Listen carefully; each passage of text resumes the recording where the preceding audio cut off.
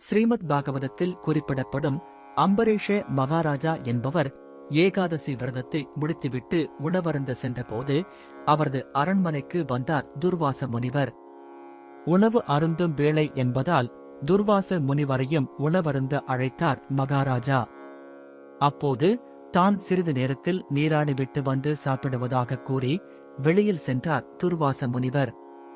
அவர் சொன்ன நேரத்தில் வரவே இல்லையே, நேரமும் சென்று கொண்டே இருக்கிறது என்றார். குறித்த நேரத்தில் விரதத்தை முடிக்க வேண்டுமே என்று கவலைப்பட்டு அங்கும் இங்கும் நடந்தார் மகாராஜா. முனிவர் வருவதாக தெரியவில்லையே, இனி தாமதிக்கக் கூடாது என்று கருதி அரசவை அந்தணர்களை கூட்டி ஆலோசித்து முடிவெடுக்க நினைத்து அவர்களை அழைத்து கேட்டார் மகாராஜா. அவர்கள் 3 சொட்டு மட்டும் நீர் அருந்தி விரதத்தை முடிக்கலாம் என்று சொல்ல மகாராஜாவும் 3 சொட்டு நீர் அருந்தி விரதத்தை முடித்தார். பின்னர் துர்வாசர் முனிவர் நீராடிவிட்டு அரசவைக்கு திரும்பினார்.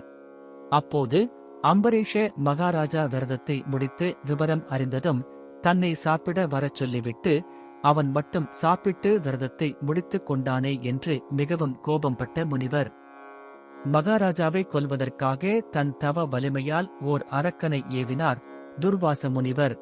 ஆனால் அம்பரீஷ மகாராஜாவோ தன்னை எதிர்க்க வந்த அரக்கனை எதிர்த்து போராடாமல் இறைவன் நாராயணனை நினைத்து பிரார்த்தனை செய்தார். அப்போது அங்கு நாராயணனின் சுதர்சன சக்கரம் தோன்றி துர்வாச முனிவரால் ஏவப்பட்ட அரக்கனை கொன்றது. அது மட்டுமல்லாமல் அரக்கனை ஏவிய துர்வாச முனிவரையும் வேகமாக துரத்த துவங்கியது. இதை சற்றும் எதிர்பார்க்காத துர்வாச முனிவர் பயந்து போய் தன்னை பாதுகாத்துக் கொள்ள பிரம்மலோகம், கைலாயம் என ஓடினார். அவர் எங்கு சென்றாலும் அவருக்கு எந்த பாதுகாப்பும் யாராலும் கிடைக்கவில்லை. யாவரும் நாராயணனிடம் சரணடைய கூறினர். இறுதியில் வைகுண்டத்திற்கு சென்று நாராயணனிடமே சரணடைந்தார் துர்வாசர்.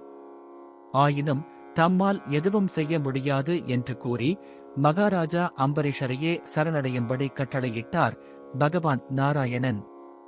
அதன்படி துர்வாசரும் மகாராஜா அம்பரீஷரிடம் திரும்பி வந்து தன்னை மன்னிக்கும்படி வேண்டினார். முனிவர் மீது கோபிக்காது கருணை கொண்டு மன்னித்தார் மகாராஜா. முனிவரை துரத்திய சுதர்சன சக்கரம் மறைந்தது.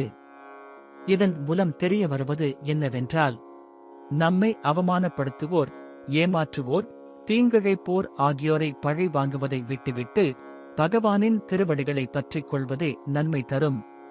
மறக்காமல் லைக், கமெண்ட் மற்றும் ஷேர் செய்து மேலும் இதுபோல பக்தி தகவலை கேட்க பக்தி கதை எங்கள் சேனல் சப்ஸ்கிரைப் செய்து ஆதரவு தரவும்.